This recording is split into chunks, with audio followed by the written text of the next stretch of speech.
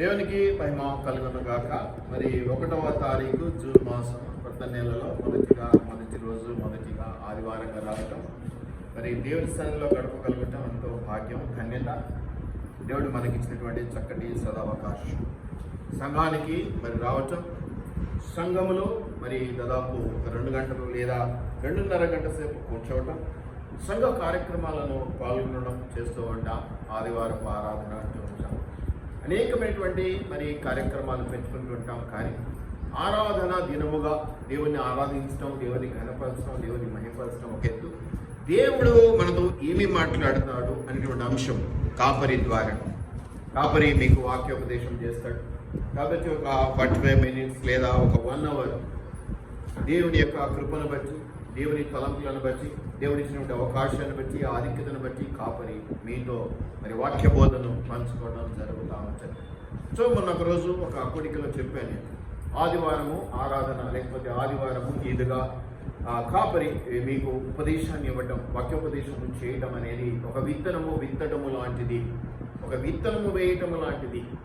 ఈ విత్తనాన్ని ఈ వారం అంతా మళ్ళీ ఆదివారమే వస్తాం కాబట్టి ఈ ఆదివారం మళ్ళీ వచ్చి కొత్త ఉపదేశాన్ని వినే వరకు కూడా ఆ వాక్యమును మరి పెంచాలి, పోషించాలి. అంటే దానికి వాటరింగ్ అంటే నీళ్లు పోయటం అనేది మన ధర్మం కదా. నీళ్లు పోస్తే కదా విత్తనం నాటిన తర్వాత ఏం పట్టించుకోకపోతే ఎట్లా ఎదుగుతుంది. కాబట్టి దానికి మనము వాటరింగ్ అంటే నీళ్లు పోయాలి.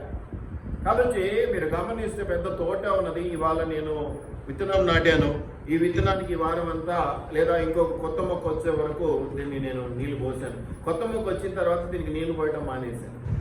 బాగుంటుందా? ఎదిగే అవకాశం ఎక్కువ వద్దా తక్కువ వద్దా? కాబట్టి ఇలా పెంచుకుంటూ పోవాలి, ఇలా పెంచుకుంటూ పోవాలి. ఈ ఇవాళ మీరు విన్నటువంటి వాక్యం అదొక విత్తనం, అది విత్తబడింది మీ హృదయాల్లో. కాబట్టి దాన్ని వాటర్ చేస్తూ ఉన్నారు, పోస్తూ ఉన్నారు నీళ్లు, అది పెరుగుతూ ఉంటుంది. చిన్న చిన్నగా ఒక మొక్క ఒక చెట్టు అయిన తర్వాత కాయలు కాసి ఇలా రకరకాలుగా ఎదగటం చూస్తాం, వృద్ధి చెందడం చూస్తాం. కాబట్టి మళ్ళీ వారం వచ్చినప్పుడు పాత వారాన్ని పక్కన పెట్టడానికి, కొత్త వారంలో వచ్చినటువంటి ఉపదేశాన్ని హృదయాలకు తీసుకోవడానికి చాలా అవసరం. కానీ పాత వాక్యాన్ని ఏదైతే పాత ఉపదేశం ఉన్నదో దాన్ని మర్చిపోకూడదు. అలా మర్చిపోవటం వల్ల ఏమైందంటే రిపీటెడ్ అవుతా ఉంటుంది. రిపీట్ అయినా కూడా మన హృదయాల్లో నిలకడ ఉండదు, అది అంశం యొక్క గుర్తు ఉండదు. కాబట్టి ఆ బోధను మన హృదయంలోకి తీసుకుని అనుసరించి నడుచుకోలేము. కాబట్టి సైన్స్ సబ్జెక్ట్ చెప్తూ ఉన్నారు టీచరు, మొదటి చాప్టర్ అయిపోయింది, అదంతా బాగా వచ్చేసింది, ప్రశ్నలు సమాధానాలు అన్నీ అర్థమైపోయినాయి. ఇప్పుడు సెకండ్ చాప్టర్కి వెళ్ళిపోయాం కాబట్టి ఫస్ట్ చాప్టర్ ప్రశ్నలు సమాధానాలు ఆన్సర్స్ పిల్లలు మర్చిపోయారు అనుకోండి, వద్దనుకున్నారు అనుకోండి, ఎలాగో అయిపోయింది ఇప్పుడు సెకండ్ దాంట్లో ఉన్నాం కదా అన్నారు అనుకోండి. ఏం జరుగుద్ది పరీక్షల సమయంలో? ఫస్ట్ చాప్టర్ నుంచి కూడా క్వశ్చన్స్ వస్తే అవకాశం ఉంది కదా, ఉందా? కాబట్టి నువ్వు మొదటి చాప్టర్ నుంచి మళ్ళీ చివరి చాప్టర్ రాకడ సమయం వచ్చేవరకు ఇది జరుగుతూనే ఉండాలి. మొదటి పేజీ నుంచి చివరి పేజీ వరకు, మొదటి ఉపదేశం నుంచి చివరి ఉపదేశం వరకు గమనిస్తూ ఉండాలి, దాన్ని అర్థం చేసుకుంటూ ఉండాలి, హృదయంలో దాచుకుంటూ ఉండాలి అనేది నేను మీకు తెలియజేస్తా ఉన్నాను. మరి అర్థం చేసుకోవాలి, హృదయంలో ఉండాలంటే క్లాస్ రూమ్లో పిల్లలు ఎలా వినాలండి, ఎలా వినాలి? క్లాస్ రూమ్లో మీరు స్టూడెంట్స్ కొంతమంది ఉన్నారు, మీరు చెప్పాలి, బాగా అర్థం కావాలి. టీచర్ చెప్పే సబ్జెక్ట్ అంటే ఏం చేయాలి? గుడ్డిట్లో పెట్టుకొని నిద్రపోవడం కాదు. అంటే కళ్ళు తెరిచి నిద్రపోతే కొంతమందికి చాలా ఆర్ట్ ఉంటుంది, కాపర్లకు తెలుస్తూ ఉంటుంది మీరు కళ్ళు తెరుచుకొని నిద్రపోతున్నారా, ఏం చేస్తున్నారా అని. ఎక్కడుంది మీ మనసు అనేది కూడా అర్థమవుతుంటుంది. అలా ఉంటే సబ్జెక్ట్ అంటే చెప్పబడుతున్నటువంటి ఉపదేశము మీ హృదయంలోకి ఎక్కుతుందా? చెవుల్లోకే ఎక్కదు, ఇక హృదయంలోకి ఎలా ఎక్కుతుందండి? చెవుల్లోకి ఎక్కదు కదా కొంచెం నిద్రలో ఉంటే. క్లాస్ రూమ్లో సబ్జెక్ట్ ఎలా చెప్తారో దాన్ని నేను కంపేర్ చేస్తూ ఉన్నాను, మీకు అర్థం అవ్వటానికి. కాబట్టి అంతకంటే ఎక్కువగా భయంతో ఈరోజు వాక్యంలో చదువుకున్నాం, అంతకంటే ఎక్కువగా భక్తితో నువ్వు ఇక్కడ కూర్చుంటేనే నీకు అది హృదయంలోకి ఎక్కుతుంది. చెవుల్లో నుంచి అది హృదయంలోకి వెళ్తుంది. ఈ చెవుల నుంచి ఈ చెవులోకి వెళ్ళిపోయేది కాదు, హృదయంలోకి నిలబడాలి అనేది నేను జ్ఞాపకం చేస్తాను. అందుకనే పంచేంద్రియములను ఉపయోగించుకోవాలి. పంచేంద్రియములు అంటారు. పంచేంద్రియములు అంటే కన్నులు, చెవులు, ముక్కు, నోరు అంటే నాలుక, ఇంకా skin. Yes, very nice. Skin, స్పర్శ.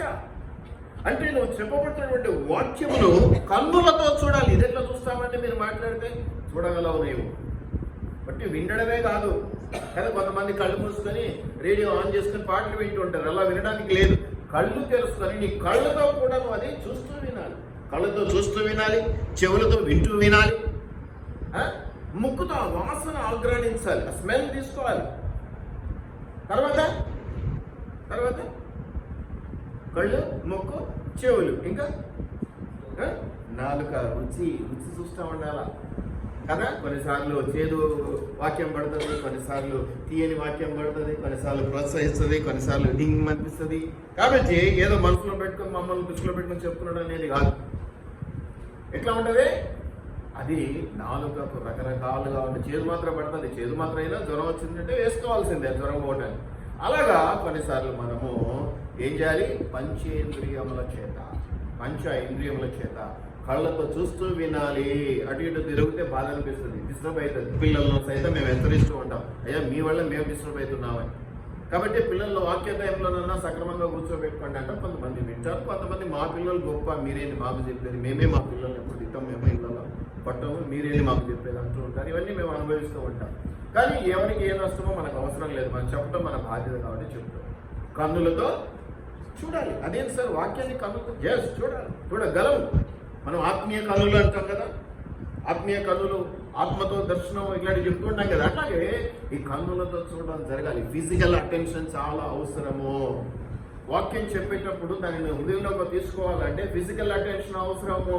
కూర్చున్నామా, పోయామా, అయిపోయిందా, అదో చెప్తుంటారు చూడు, ఎప్పుడు జోగా చెప్తుంటారు. గడప దాటంగానే ఏం చెప్పారు అయ్యగారంటే, ఏం చెప్తారో తెలియదు కానీ భలే చెప్పారండి అన్నట్టు ఉంటుంది. ఆ పొగడతలు కాపురికి కొంతమందికి అవసరమే కానీ మాకు అవసరం లేదు. మాకు కావాల్సింది ఎంత అర్థం చేసుకున్నారు, దీన్ని ఎంత వాటర్ పోసి నెక్స్ట్ వీకల్లో పెంచుకుంటూ ఉన్నారు, దాన్ని మీ జీవితంలో ఎలా అప్లై చేసుకుంటున్నారు, ఏ విధంగా అది మీకు ఎదగటానికి ఉపయోగపడుతూ ఉంది అనేది మేము గమనించాలి. అది బాధ్యత మాకు, అది బాధ్యత. ఇస్తున్నమ్మా పుచ్చుకుంటున్నమ్మా అని వెళ్ళిపోవడానికి కాదు ఈ సంఘాలు. చాలా సంఘాల్లో ఆశీర్వాదం ఒక్కటే ఉంటుంది కాబట్టి అటువంటి సంఘాలకి చాలా మంది వెళ్తూ ఉంటారు కాబట్టి వాళ్ళ గురించి నేను మాట్లాడడం లేదు. ఒకవేళ దేవుడు మమ్మల్ని లెక్క అడిగితే ధైర్యంగా నేను చెప్పాల్సింది 100కి 100 పాళ్ళు నిక్కచ్చిగా ముక్కుసూటిగా ముఖం మీద చెప్పేసాను, దేవా ఇంకా మాకు సంబంధం లేదు. పాటించకపోతే అది వాళ్ళని అడుగు, నన్ను ఎందుకు అడుగుతాం, అంతే కదా. కొన్నిసార్లు ఇద్దరికి చెప్పామనుకోండి, నాకు చెప్పే నేను చేసి అక్క చేయలేదంటే నాకేం సంబంధం అంటది. అట్లాగా దేవుని దగ్గర అని తప్పించుకోవడానికి లేదు. కానీ కాపర్లకు ఒక అవకాశం, మళ్ళీ చెప్పగలిగే అవకాశం కాపర్లకు ఉంది కాబట్టి చెప్తాం. కాబట్టి శరీర రీతిగా అటెన్షన్లో ఉన్న ఫిజికల్ అటెన్షన్ చాలా అవసరం, మెంటల్ అటెన్షన్ చాలా అవసరం.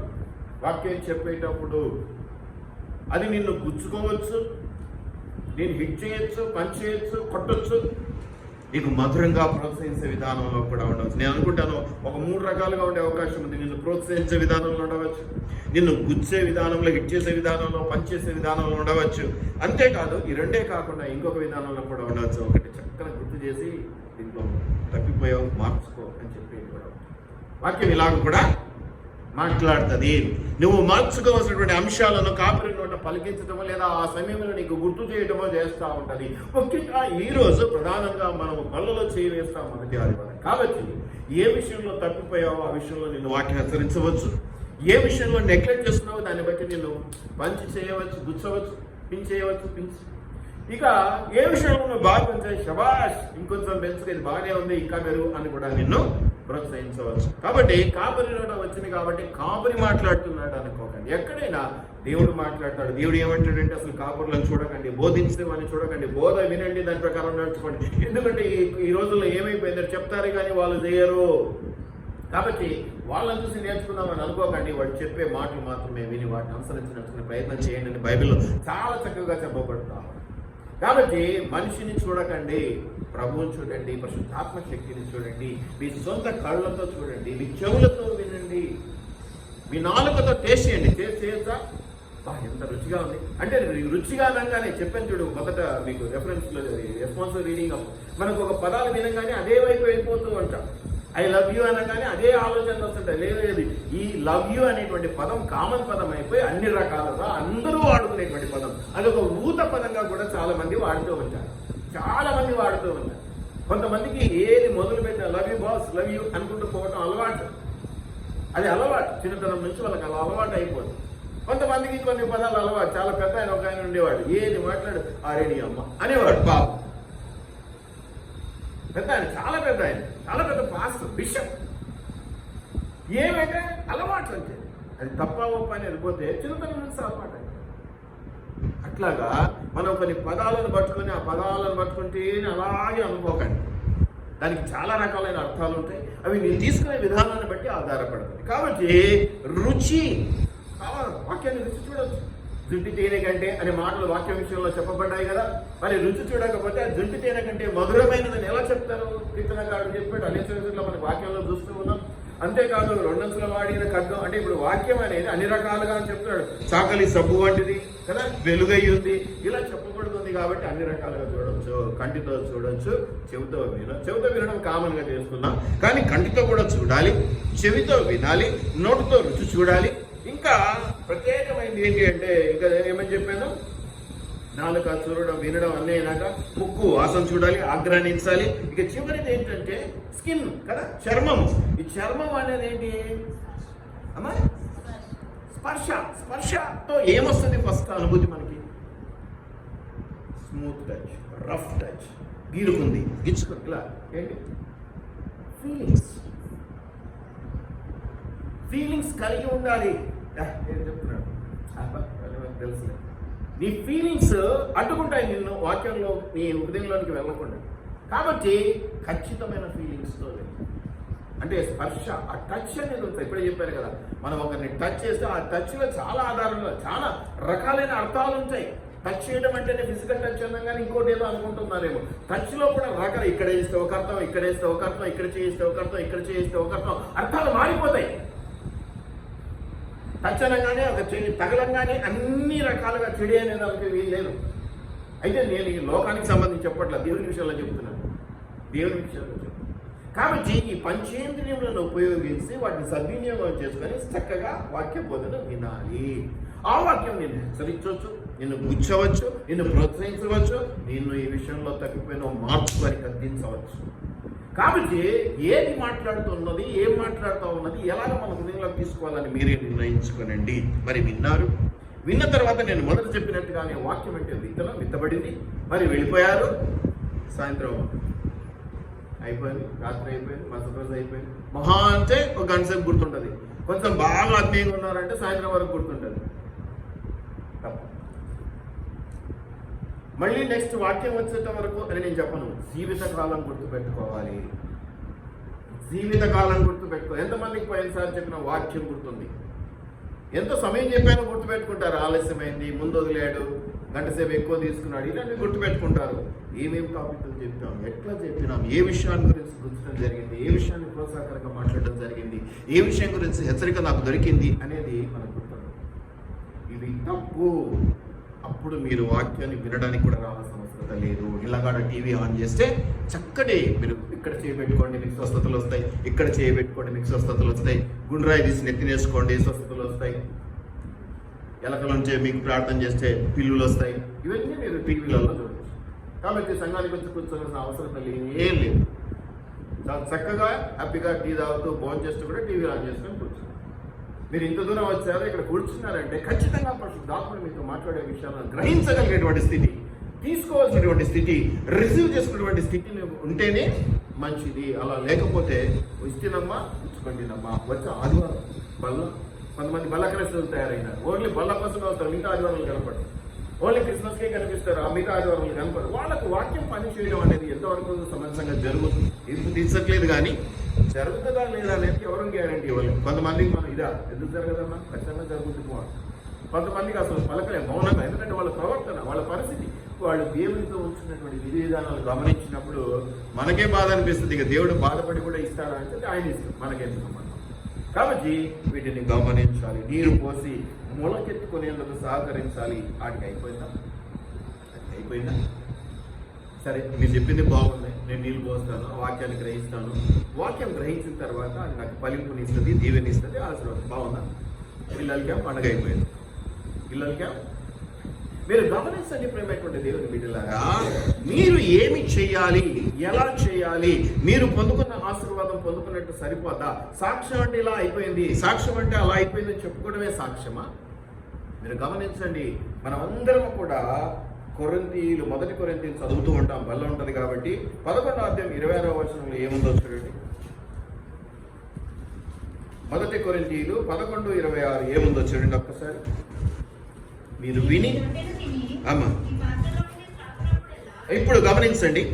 మీరు బల్ల తీసుకుంటారు, బల్ల తీసుకునేటప్పుడు ఒక్కసారి గొడవలపై చేసుకొని ఈ మాట జ్ఞాపకం. మీరు బల్ల కోసం వచ్చినటువంటి క్రైస్తవులు అయితే ఒక్కసారి నన్ను క్షమించి ఈ మాట జ్ఞాపకం చేసుకోండి. ఏమని? మీరు ఈ బల్లలో అంటే ఈ యొక్క శరీరంలో ఈ యొక్క రక్తంలో పాల్పంపులు పొందితే ఏమంటారు? ఒక రోజు కాదు, త్రాగునప్పుడు ఎలా, ఎవ్రీ టైం, ప్రతిసారి.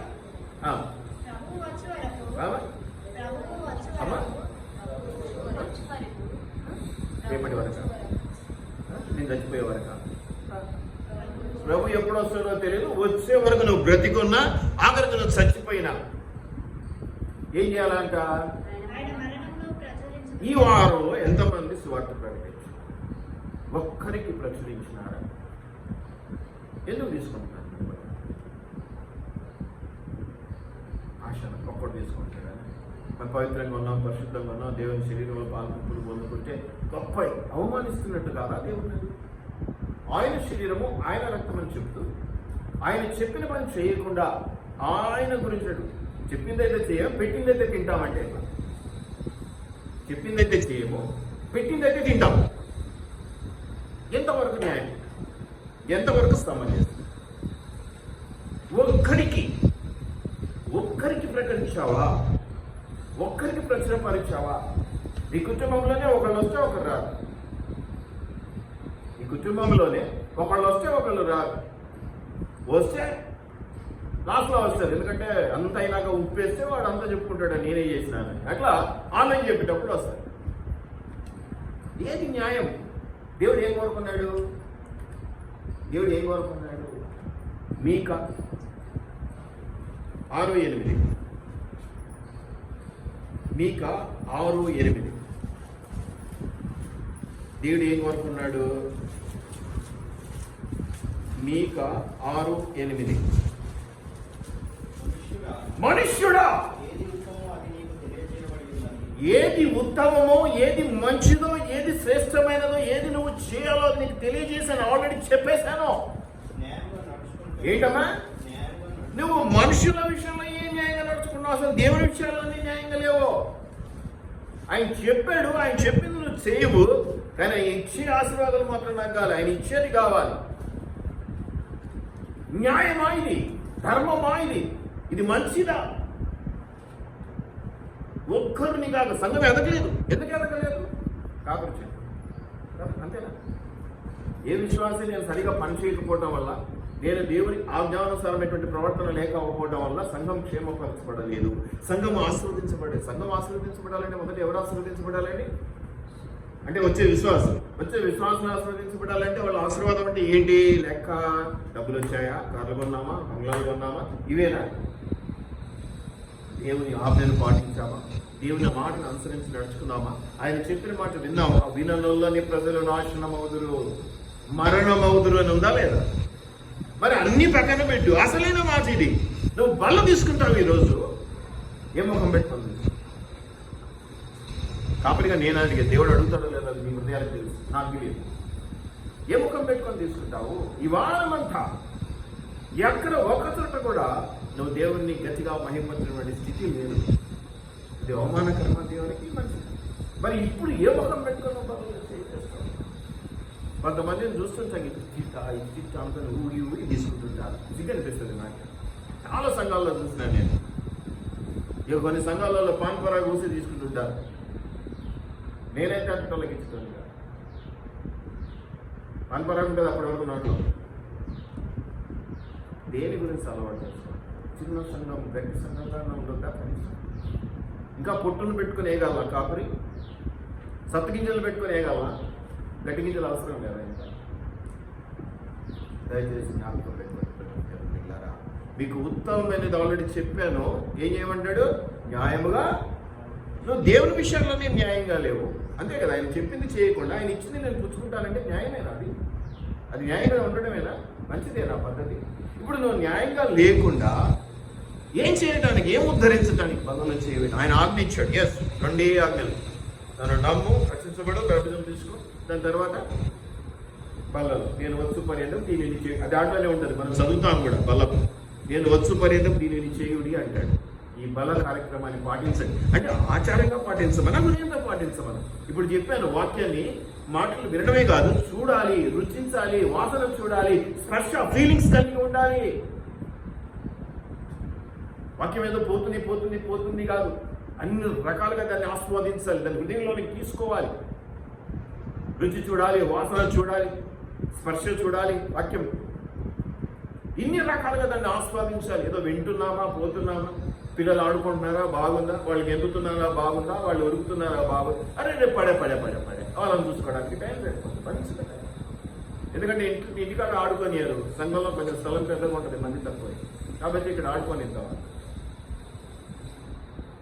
దయచేసి జ్ఞాపకం పెట్టుకోండి, దేవుని విషయాలలో క్రమము లేకపోతే నువ్వు లోకరీతిగా ఎంత అసలు లోకరీతిగా అంటే ధనము, ఆస్తులు, కార్లు, ఇవి ఎంత నీకు ఆశీర్వాదకరంగా ఉన్నాయో దండగా. ఎందుకు దండగా అంటే వాక్యం చివరిలో చెప్తాను. ఎందుకు దండగా అంటే ఇక్కడ కరెక్ట్గా చెప్పాలంటే పరలోక రాజ్యాన్ని పొందుకోలేము. అది పొందుకోకుండా ఈ లోకంలో ఎన్ని పొందుకుంటే ఏం లాభం వచ్చా?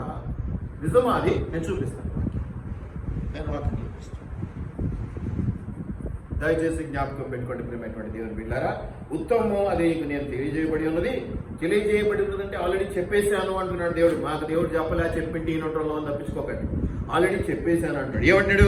న్యాయముగా నడుచుకున్నటయ్యో, కనికరమును ప్రేమించుటయ్యో, దీన మనస్సు కలిగి నీ దేవుని ఎదుట ప్రవర్తించుటయ్యో. దీన మనస్సు ఎంత తగ్గించుకొని కూర్చోవాలి సంఘంలో. ఇప్పుడే చూసాం, దేవుని ఎదుట భయముతో, భక్తితో, వణుకుతో కూర్చోమని ఉన్నది కదా, రెస్పాన్సిబుల్ రీడింగ్ లో చదివాము కదా. కారణం ఏమిటి?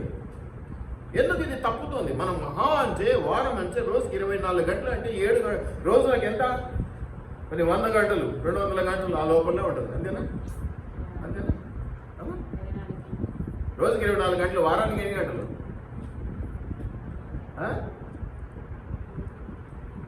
168 గంటలు కాదా? ఏం చదువుతున్నాడు? దీంట్లో 2 గంటలు కూర్చుంటాం, ఇక్కడ 2-2.5 గంట. ఇప్పుడు పెంచాం, మామూలుగా అయితే 2 గంటలే. ఈ 2 గంటల్లో వాక్య సమయము అర్ధగంట నుంచి గంట. ఇప్పుడే ఆడుకోవాలనిపిస్తుంది పిల్లలకి, ఇప్పుడే బాత్రూమ్ పోవాలనిపిస్తుంది. ఎంత భయంతో ఇంటికాడ మాత్రం హల్లెలూయా అని ఎగురుతుంటాడు పాపం, చూస్తుంటాము. మరి చర్చిలో ఈడెందుకు ఇంట్లో అంటే ఇల్లు చర్చిగా మార్చుకున్నారా, చర్చిని ఇల్లు చేసుకున్నారా? మంచిదేనా? అది న్యాయమేనా? ఇక నేను న్యాయం గురించి మాట్లాడతాను. న్యాయమేనా అది మీకు? కళ్ళలో చేయవేయాలి, జాగ్రత్త. అది ఏసే రక్తమని, ఏసే శరీరమని భావించి చేయవేస్తున్నావు. నువ్వు ఎంత న్యాయమైన ప్రవర్తన. నేను మంచివాడిని, పురుషోత్తముని, స్త్రీలలో పవిత్రురాలిని అని అనుకుంటే కాదు.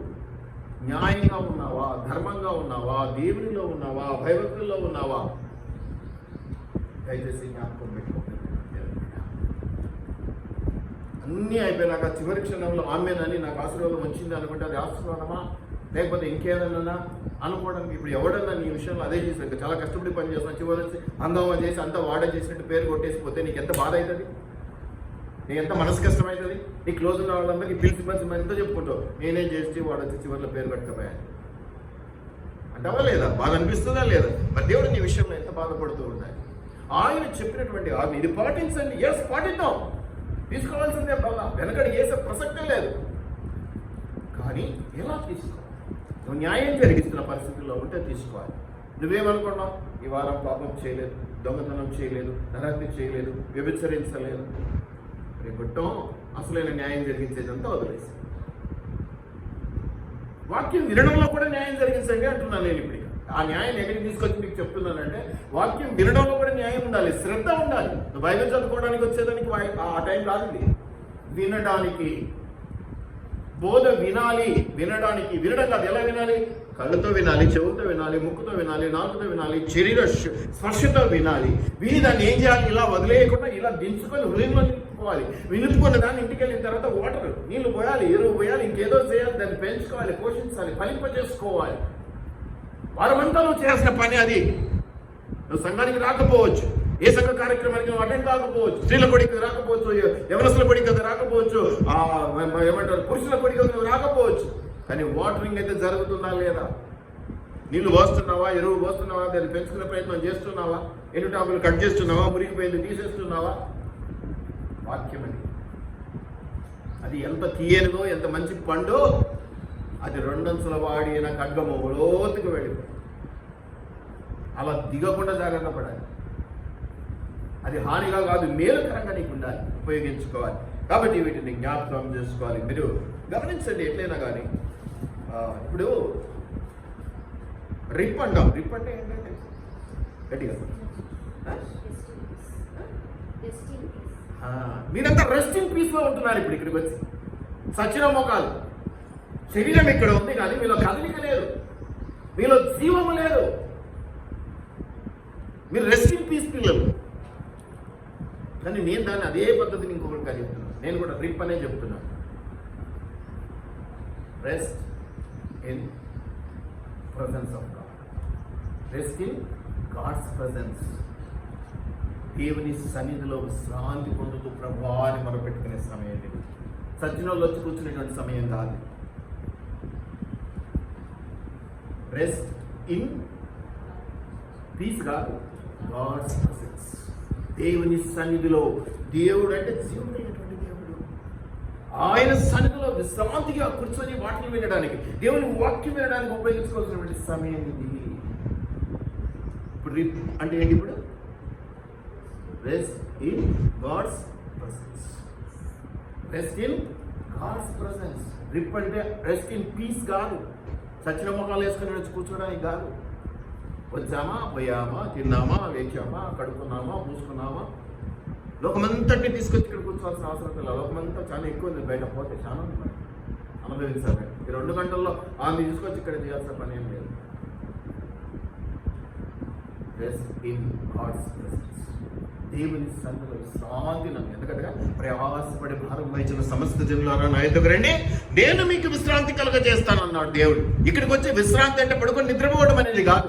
దేవుని వాక్యము ద్వారా ఆదరించబడడం, దేవుని వాక్యం ద్వారా ప్రోత్సహించబడడం, దేవుని వాక్యం ద్వారా మార్పును అందించుకోవాల్సినటువంటి విషయాలను జాగ్రత్తగా గమనించుకోవడం. దానికోసం వట్టి ఆశీర్వాదాల కోసం అయితే మస్తు సంఘాలు ఉన్నాయి. నీలో మార్పు కోసం వాక్యం పనిచేయాలి. అట్టి సంఘాలను ఆశ్రయించాలి. పగవాడు లెక్కలేనని మొద్దులు పెట్టును, ప్రేమించేవాడు ఎక్కడ పడిపోతారు, ఎక్కడ తప్పిపోతారు చూసుకో అంటూనే ఉంచాడు. ఎందుకంటే నువ్వు పడిపోవడం, నీకు ఏదైనా చిన్న దెబ్బ తగిలించుకోవటం వాడికి ఇష్టం. దయచేసి జ్ఞాపకం పెట్టుకోండి ప్రేమైనటువంటి దేవుని బిడ్డలారా. సో రిప్లో ఉందాం, రెస్ట్ ఇన్ గాడ్స్ ప్రెసెన్స్. కాబట్టి వీటిని జ్ఞాపకం చేసుకున్నాం. ప్రభు వచ్చే వరకు ఆయన మరణను ప్రచురించుదనమాట. మరి వాక్యం విన్నాం.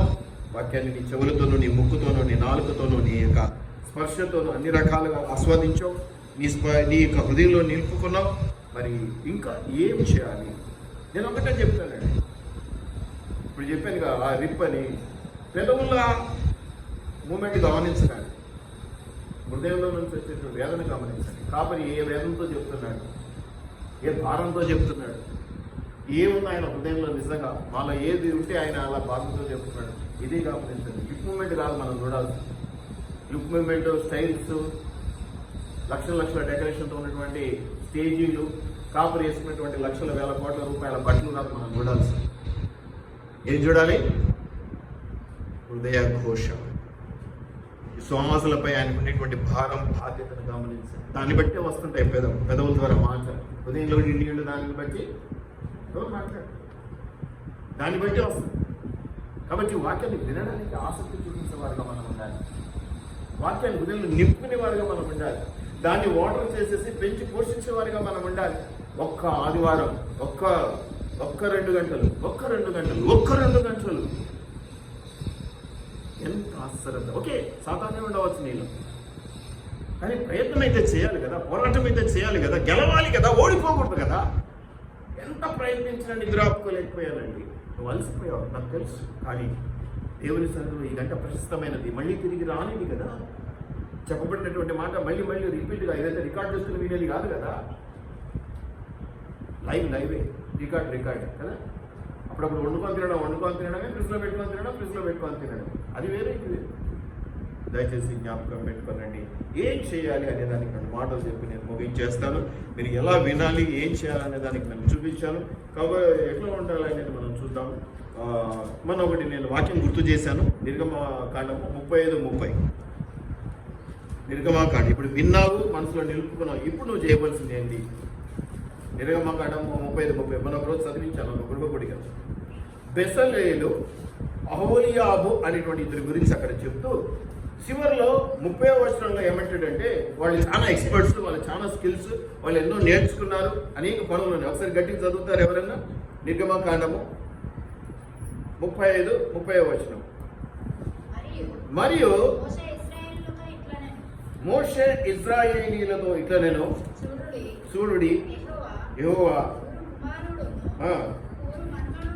ఓ మనవడైనా బెసలేలును పేరు పెట్టి పిలచి విచిత్రమైన పనులను కల్పించుటకును, బంగారుతోనూ వెండితోనూ ఇత్తడితోనూ పనిచేయుటకును, రత్నములను సానబెట్టి పొదుగుటకును, చెక్కుటకును, విచిత్రమైన పనులంటే చేయుటకును వారికి ప్రజ్ఞ, వివేక, జ్ఞానములు కలిగినటువంటి ఆ దేవుని ఆత్మతో వారిని మిమ్మల్ని మీలో ఉన్న తలాంతులను బట్టి రకరకాలైనటువంటి ఆశీర్వాదాలతో మిమ్మల్ని వాడుకోవాలని చూస్తూ ఉన్నాయి.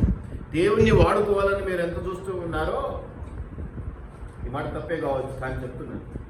ఒక మనిషి దేవుణ్ణి వాడుకొని ఎలాంటి ఆశీర్వాదాలు లాక్కోవాలని ప్రయత్నం చేస్తూ ఉంటాడో, దేవుడు కూడా నీకు ఇచ్చిన తలాంతులను బట్టి నిన్ను అభివృద్ధిపరిచి తన సేవలో నిన్ను బలంగా వాడు. సేవ అనగానే కాపరి, సంగమము, లేకపోతే బైబిల్ పట్టుకొని ఎవాంజలిస్టు, ఇవన్నీ మోసం. ప్రతి ఒక్కళ్ళు సేవకులే. ఏమని చెప్తున్నారంటే ఇక్కడ ఈ ఇద్దరిని తీసుకున్న తర్వాత అతడును దాను గోత్రికుడును అహిసామాకు కుమారుడైన అహోలియాబును ఇతరులకు నేర్పుకున్నట్లు వారికి ఏం చేయాలంటే వాళ్ళు నేర్చుకున్నవి, వాళ్ళకు వచ్చిన స్కిల్స్, వాళ్ళు వాక్యం ద్వారా బలపరచబడినటువంటి పరిస్థితిని బట్టి వాళ్ళు ఏం చేయాలి? ఇంటికి వెళ్ళి వాళ్ళు వాటర్ చేసుకోవాలి, వాళ్ళు ఒక ముక్కలు పెంచుకోవాలి. వాక్యం అంతవరకు బాగానే ఉంది. అంత సరిపోయిందా? ఏం చేయాలి? ఇంకా వాళ్ళు ఇతరులకు వెళ్ళి ఇతరులకు చెప్పాలయ్యా. నీవు పొందుకున్నటువంటి వాక్య బోధను నువ్వు పెంచి పోషించుకొని నువ్వు ఫలించుకోవడానికి ప్రయత్నం చేస్తూ ఇంకా ఏం చేయాలి? కానీ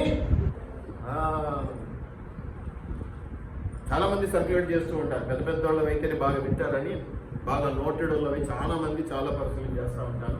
చాలా మంది ఏదైనా చేసుకోవాలి, వాక్యం ఇతరులకు బోధిస్తూ నువ్వు ఫలించడం ఉపయోగించుకో, నాకేం సంబంధం లేదు. కానీ నువ్వు ఇంకొకరు ఫలింపుకు ఆదరణ అంటే ఒక పద్ధతిగా ఉపయోగపడుతున్నావా? నాకు వాక్యం రాదు, సొలుకోపులు చెప్పాలి. నీకు అన్నీ వచ్చు, ఎన్ని నాటకాలు ఆడతావో సంఘంలో, కాపరి ఎదుగుతావు. కాపరి చూస్తానే ఏమన్నాడు? పోగొట్టుకోడు. ఇప్పటికీ చాలా మంది పోయినారు కాబట్టి పోగొట్టుకోవడం ఇష్టం లేక కాపురం ఉంటాయి. రోషం కలిగినటువంటి కాపరి వెళ్ళిపోండి. దయచేసి జ్ఞాపకం, ఇతరులకు నేర్పిస్తున్నావా? ఇతరులకు చెప్తున్నావా? అలా అని ఉందా ఎక్కడన్నా అండి? మత్తయి సువార్త 10:27. మత్తయి సువార్త 10:27.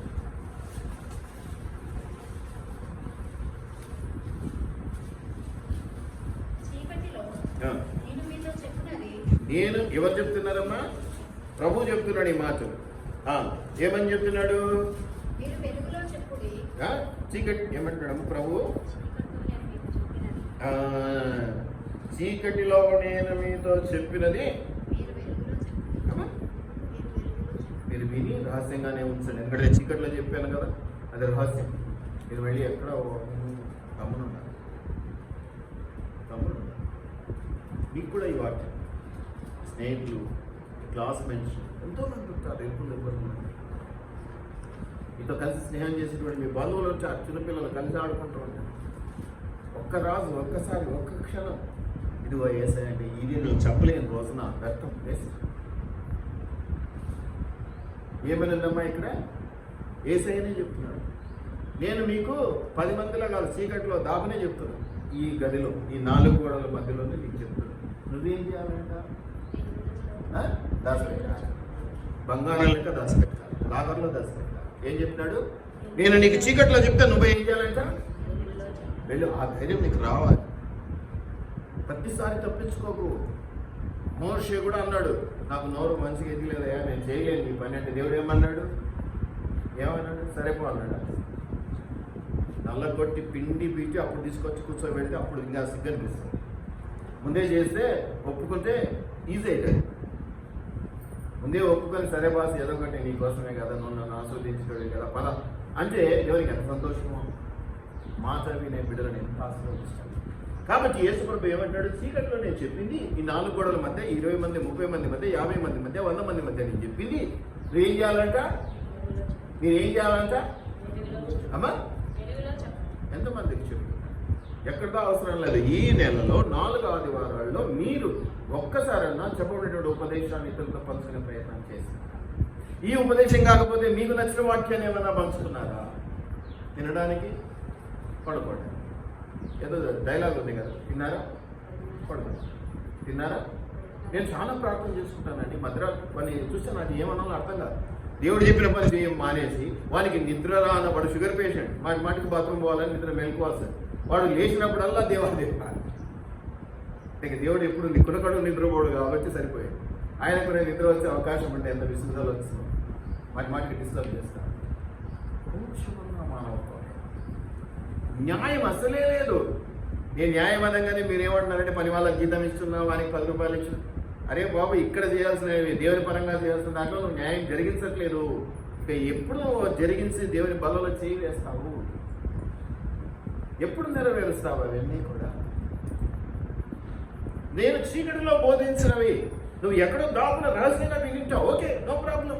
నీకు నచ్చింది ఆయన చెప్పి నీకు ముఖ్యంలాగా అనిపించింది విన్నావు, కానీ దానైనా ప్రకటించినావా? ఏదో శేఖర్ సార్ చెప్పి నీకు నచ్చలా, ఇంకొకరు చెప్పి నీకు నచ్చుతున్నాయి కదా, వాటిని సర్క్యులేట్ చేస్తున్నావా? సర్క్యులేట్ చేసి ఎంతమంది చూస్తారండి? మీ స్టేటస్లో పెట్టుకుంటే స్టీఫెన్ పాల్ ఎంతమంది చూస్తారండి? సతీష్ కుమార్ ఎంతమంది చూస్తారండి? ఆయన మాటలన్నా పోయి పంచొద్దా? సతీష్ అన్నకి తీస్తే ఇస్తారంట అని ఏదన్నా చెప్పాలి కదా, కనీసం అవన్నీ స్ప్రెడ్ చేయాలి కదా. వాక్యం ప్రచురించకపోతే ఎట్లాగండి? ప్రచురించకపోతే ఎట్లా? నీకు నచ్చినోడినే ప్రకటించరా భయ్, నీకు అది ఆశీర్వాదం. నచ్చునది పక్కన పెట్టేసి నచ్చుని కాపురి గురించి వదిలేసి దానికోసం ఏ కాపురి ప్రోకలాడు కదా. నువ్వు నచ్చలేదంటే లవ్ మీ అంటే ఎవరు ఎట్ట ప్రకటి, కానీ కనీసం నచ్చినని వల్ల నువ్వు ప్రకటిస్తున్నావు. స్టేటస్లో పెట్టి చేతులు దులుపుకుంటే అయిపోయినా అంటే ఇంకా వాడు ఇంకా జీవంలో నీకు వచ్చేస్తాడా? పరలోక రాజ్యంలో నీకు వచ్చేస్తాడా? నీ స్టేటస్ చూసి మారిపోతుందా లోకమంతా? దేనికోసం అది? చిన్న నీ అభిప్రాయాన్ని పంచుకోవడానికి అంతే. గొప్ప మార్పును తీసుకొచ్చేదా అది? అట్లా అనుకుంటే నేను రోజుకు 100 పెట్టుకుంటాను. దేనికోసం? ఎవరినో చూసి సర్క్యులేట్ చేస్తూ ఉంటారు. నువ్వు సర్క్యులేట్ కాదా? నీకు దేవుడు నోరిచ్చాడు, నువ్వు పంచుకో, నీ అభిప్రాయాన్ని పంచుకో. నీవు దేవుని మీద ఉన్నటువంటి సత్సంబంధాన్ని అభిప్రాయాన్ని నువ్వు పంచుకో. నాకు జరిగింది ఇదని ప్రత్యక్ష సాక్ష్యాన్ని పంచుకో. ఎవడో ఎంగిలి మెతుకులు పడేసా ఎంగిలి మెతుకులు సర్క్యులేట్ చేయి.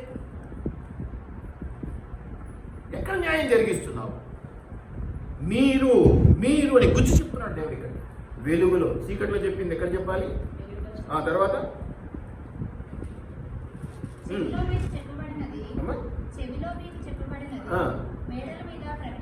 ఎట్లమ్మా? ఏదో నాకు ఇంత నాయన ఇది రాని ఇక్కడ చెప్తున్నా మెల్లగా. నువ్వేం చేయాలంట అమ్మా? ఇంటికి పోతేనే వంట చేసుకునే పని ఉంటుంది, సాయంత్రం కల్లా వాక్యం మర్చిపోతావు. ఇంకా నువ్వేం మేడలు ఎక్కికొస్తావు? ఏం మేడలు ఎక్కికొస్తావు? మనకి ఈ రోజుల్లో బాగా అలవాటైంది ఏంటంటే, నేను చాలా తక్కువ ఇతరులు అవి సర్క్యులేట్ చేయడం చాలా తక్కువ. నా అభిప్రాయం ఏదన్నా ఉంటే నేను చెప్పేస్తాను. అది స్టేటస్లో కానివ్వండి, ఫేస్బుక్లో కానివ్వండి, ఇంకెక్కడన్నా. ఈ మధ్య అలవాటైంది అవి కూడా, అంతకుముందు అది కూడా లేదు. ఎవడో ఎంగిల మెతుకు మనిషివే కావచ్చు, నేను తప్పనడం లేదు, కానీ దేవుడు ఏం చెప్తున్నాడు? ముందు నువ్వు ప్రచురించు అంటున్నాడు. నువ్వు చేస్తూ చెయ్యి, తప్పేం కాదు. నేను బోధిస్తూ ఉన్నా, ఇంకొకరి బోధలో ఏదో పాయింట్ నచ్చింది, ఓకే ఆ పాయింట్ పెట్టుకుంటా. నేను బోధించను, వాటిని సర్క్యులేట్ చేస్తాను. ఎక్కడి నుంచి తెచ్చుకున్నావు ఈ న్యాయం? ఇది న్యాయమా? ఇది న్యాయమా? ఇది న్యాయమా? కోడి వేసుకుంటున్నాం, చక్కగా గింజలు వేస్తూ ఉన్నాం, బాగా దువ్వుతూను, ఈ సొంత పిల్లల కంటే దాన్ని ప్రేమించినాం, అది సచ్చి చెడి పెట్టయింది. అది ఇంతకంటే సచ్చి చెడి పక్కింట్లో పోయి గుడి పెట్టి. ఇప్పుడు నీకు ఎట్లుంటుంది? నీ పరిస్థితి ఏంటి? నీ ఆలోచన విధానం ఏంటి? న్యాయం ఏం ఆలోచన చేస్తావు? నువ్వు పెంచావు, నువ్వు పోషించావు, నువ్వు గింజలు పెట్టావు, గొంగలు తినిపించావు, గోధుమలు ఏవో తినిపించినావు, చేతిలో పెట్టుకుని మురిపెంగా పెంచుతుంటారు ఊళ్ళో. ఇప్పుడు అది చిన్నగా పోయి పక్కింట్లో పోయి గుడి పెట్టి. ఏంటి నీ పరిస్థితి, నీ ఆలోచన విధానం ఏంటి, నీ న్యాయం ఏమిటి, ఏం ధర్మం జరిగిస్తావు నువ్వు? ఎందుకు ఈ ఆలోచనలు రావు మీకు? అంటే ఇక మీరు పనుల్లో కోట్లు సంపాదించుకోవాలి, ఇవేనా? ఇవి చేసి చూడండి, దేవుడు ఇంకా ఎంత ఆశీర్వదిస్తాడు. పని దొరకలేదన్న మాట నీ నోటికి రానివ్వడు, జీతం తక్కువైందన్న మాట నీ నోటికి రానివ్వడు, అనారోగ్యంతో పడి కొట్టుకుంటున్నాను అన్న మాట నీ నోటికి రానివ్వడు. కారణం ఏంటంటే నువ్వు ఆయన పనుల్లో ఉన్నావు కాబట్టి నిన్ను చూసుకోవాల్సిన బాధ్యత ఆయన. నేను ఆఫీస్లో పని చేస్తున్నానండి, నా మంచి చెడ్డ చూడాల్సిన బాధ్యత నా ఓనర్ది, నా జీతం ఇచ్చేవాడు. నేను పని చెప్తున్నాను కదా, చేయను, పెట్టింది తింటాను. ఇదే మన పరిస్థితి. ఎక్కడ మనం ఈరోజు బలంగా చేయలేదు? ఒక్కసారి ఆలోచన చేసుకుని, మీరు ఏ యుద్ధం నేను అన్నాను, అధికారం నాకు లేదు, వాక్యం ఏం చెప్తుంది, ఎలా ఉన్నావు, ఏం చేస్తున్నావు, ఒక్కసారి ఆలోచన చేసుకోవాలి. ఎందుకంటే అందుకని అనేకులు నిద్రించుచున్నాను, ఎన్ని హెచ్చరికలు ఉన్నాయి కొన్ని, ప్రతిసారి దాన్ని చదివి వినిపిస్తారు. ఆ మాత్రం భయం కూడా లేకుండా, ఆ మాత్రం భయం భక్తి కూడా లేకుండా. ఎందుకంటే అలవాటు అయిపోయింది. ఆ కొరింథీ పత్రిక 11వ అధ్యాయం కడగా వచ్చేసింది మనకి. ఎందుకంటే కొన్ని సంవత్సరాల నుంచి అదే చదువు, కానీ దాన్ని లోతు గ్రహించే ఉద్దేశం ఒకరికి అంత ఒకరికి లేదు. అంటే మేము బల తీసుకోవట్లేదు కాబట్టి లేదు, నీది కూడా బాధ్యత. దేవునిలోకి వచ్చావు, అయిపోయింది. ఇంకా దేవుడు చెప్పిన మాట వినాల్సింది.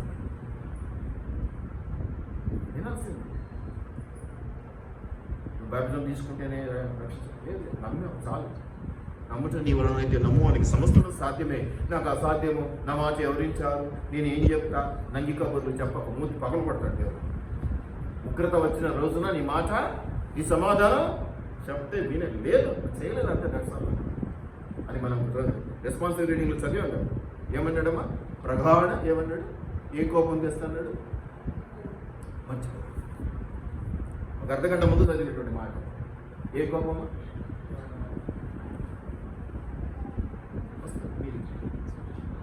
అందుకని అనేకులకు స్వస్థతనిచ్చేటువంటి వాళ్ళు, అనేకులకు మనసుకు నెమ్మదినిచ్చేటువంటి మనం కూడా అనేక రీతిగా నష్టపోతున్నాం.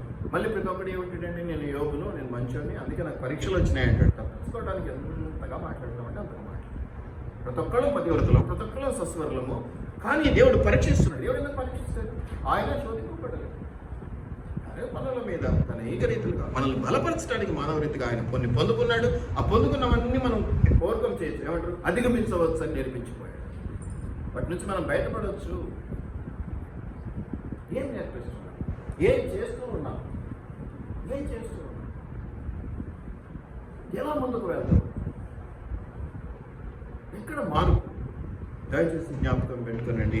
చీకటిలో చెప్పింది వెలుగులో, చెవిలో చెప్పింది ఏం చేయాలా?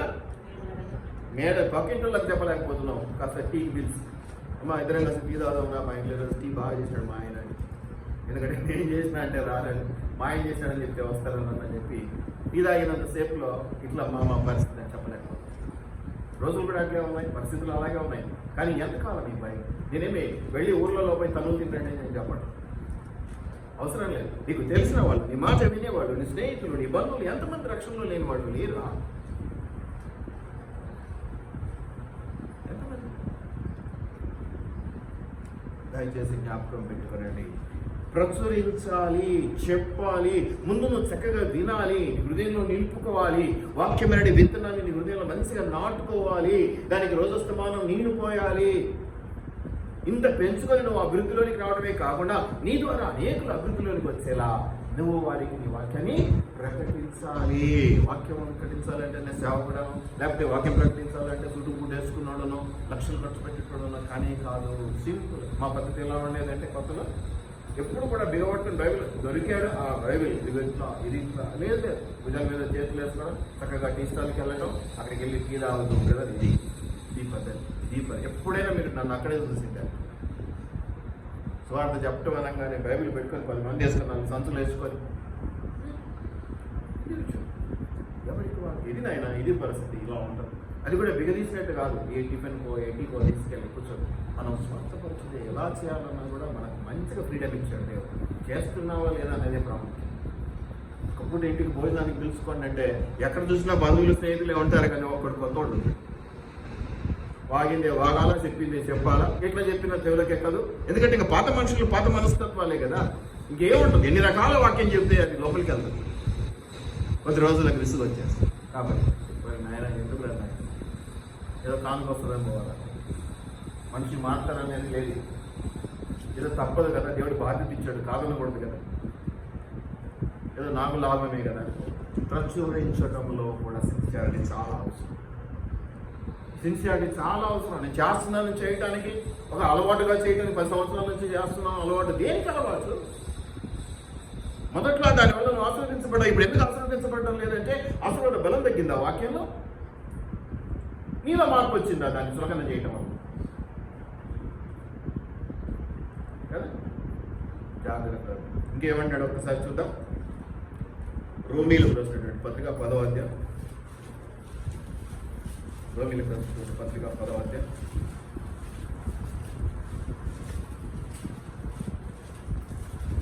రోమీలకు రాసినటువంటి పత్రిక 10వ అధ్యాయం.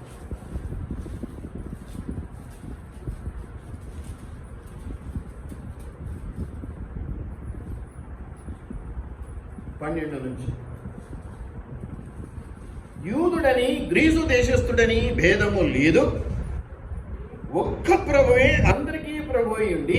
ఎవరన్నా కానీ వాడు వీడు వీడు వాడు అనేది సంబంధం లేదు. దేవుడు అందరికీ దేవుడు అయ్యుండి.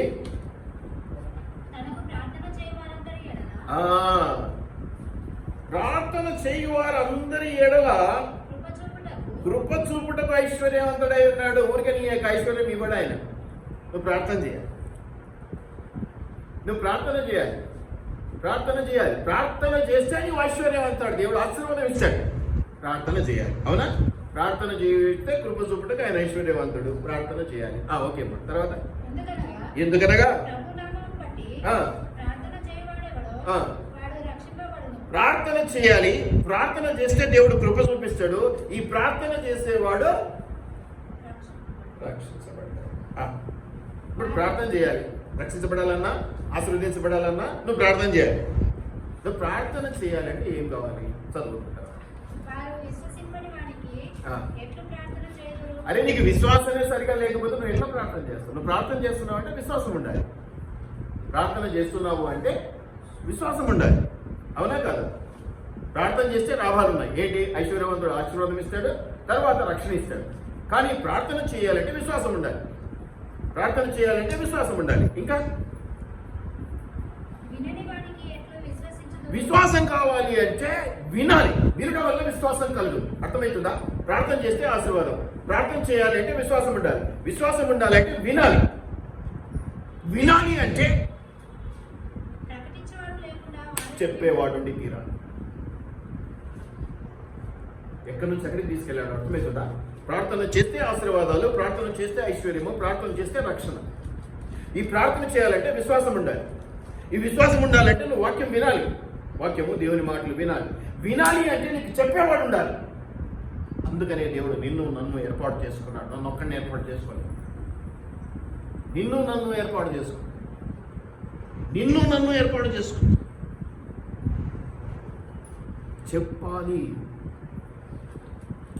చెప్పాలి. చెప్పటం నీ ధర్మం కాదు, అది న్యాయం. చెప్పటం నీ బాధ్యత. ఏం చెప్పాలి? అటు పోయినా 10 రూపాయలు పెట్టినా 20 రూపాయలు వచ్చింది. అటు పోయినా ఓయమ్మ 2000 చీరంట, కానీ నాకు 100కే దొరికింది. నేను చేసిన ఇవే సాక్ష్యాలు. ఏమిటి సాక్ష్యాలు? ఎక్కడికి పోతున్నాయి ఈ సంఘాలు? ఎక్కడికి తీసుకెళ్తున్నారు విశ్వాసంలో?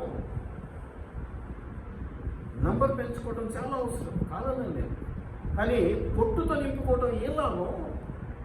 పొట్టుతో నింపుకోవడం వల్ల జోబులు నింపుకోవచ్చు. కాబట్టి దశభాగాలు వస్తాయి, కృతజ్ఞతా కానుకలు వస్తాయి, కనిపించిన చోట్ల ప్రైజ్లాడు చెప్తారు, ఇంటికి పిలుస్తారు, టీ కాఫీలు ఇస్తారు, బస్సు కూడా పెంచుకోవచ్చు హ్యాపీగా.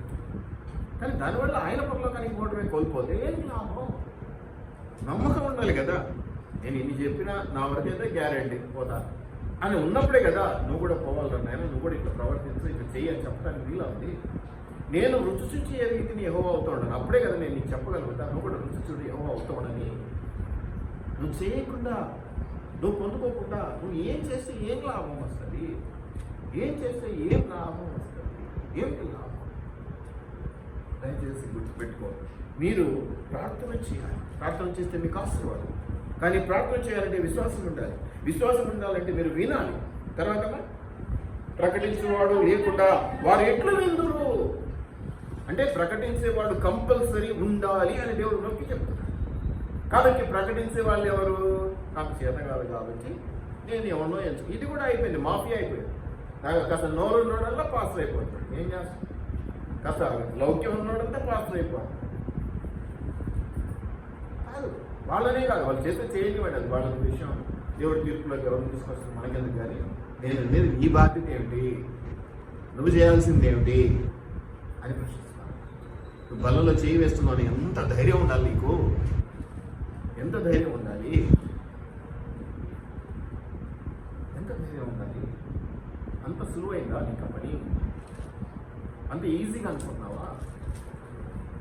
ఆయన రక్త మాంసములను అంత సులభన చేస్తే జీవించబడతావు అని అనుకుంటున్నావా? ఏదో నెలకొకసారి ఎగబడదాం అనుకుంటా కదా.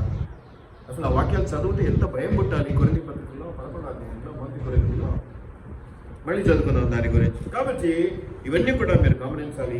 ఖచ్చితంగా ప్రకటించేవారు పంపబడని ఎట్లు ప్రకటించుదురు. మళ్ళీ ఇంకో మాట ఏంటంటే ప్రకటించే వారిని పంపాలి. అయ్యా వెళ్ళు, అయ్యా ఇప్పుడు నేను చేస్తున్న పని అంటే చేయండి, ప్రచురించండి అని చెప్తున్నాను. ఇది నా బాధ్యత కాబట్టి, ఈ వాక్యం నన్ను హెచ్చరించింది కాబట్టి, ప్రోత్సహించింది, బలపరిచింది కాబట్టి మీరు కూడా చేయండి అంటున్నాను. మీరు పంపబడాలి అంటూ ఉన్నాను, మీరు వెళ్ళాలి అంటున్నాను. మీ పబ్బం గడుపుకోవడానికో, మీరు షో చేయడానికో, మీ లీడర్లకు ఎదగడానికో కాదు.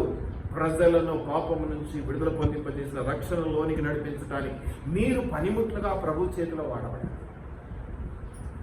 ఆ పని చేయకుండా నీ వచ్చి బలంలో చేయవేయటం ఎంతవరకు సమంజసం, ఎంతవరకు న్యాయం, ఎంతవరకు ధర్మం అని అలవాటు. అది నెలంతా రారు.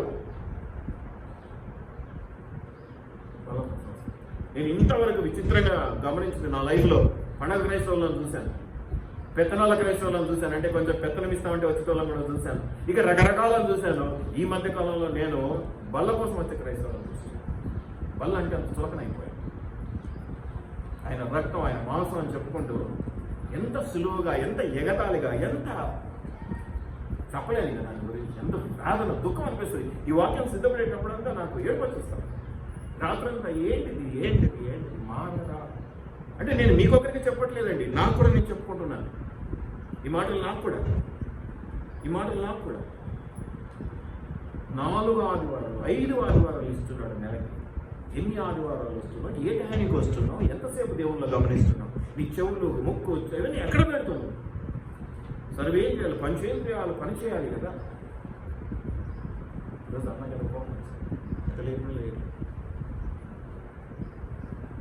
దయచేసే జ్ఞాపకం, మనసా వాచా కర్మేని అంటారు.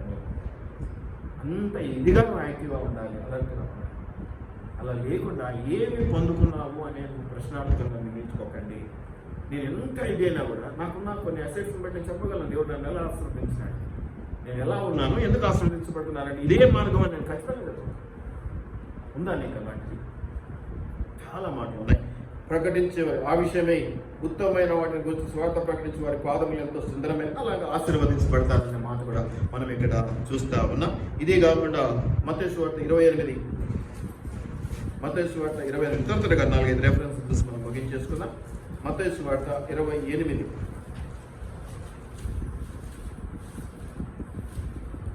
ఇదందరికీ తెలిసినటువంటి 19-20 వచనాలు. 19 చదవండి. ఇది అందరికీ నోటికొచ్చు.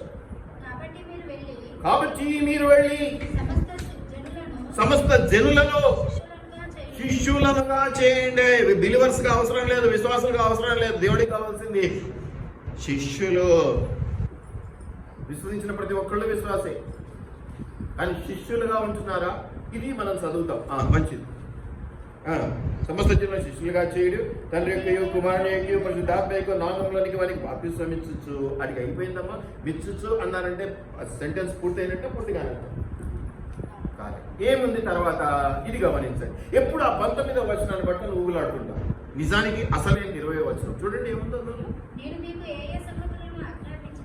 నేను ఏ సంగతులను ఆజ్ఞాపించితినో, బోధించితినో, తెలియజేసితినో వాటినన్నిటినీ గైకొనవాలేనని, అంటే నేను గైకొంటూ ఇంకా గైకొనవాలేనని ఎవరికి? సర్వలోకములకు వెళ్ళి సర్వ సృష్టికి బోధించమన్నాడే. ఆ సర్వ సృష్టిలో ఉన్నటువంటి ప్రజలకు నువ్వు ఏం చెప్పాలట? బోధించాలి. ఆ బోధ నువ్వే వినట్లేదు, నువ్వే ఆచరించట్లేదు, అది నీకే సరిగా వర్కౌట్ అవ్వట్లేదు, నువ్వు ఏం బోధిస్తావు?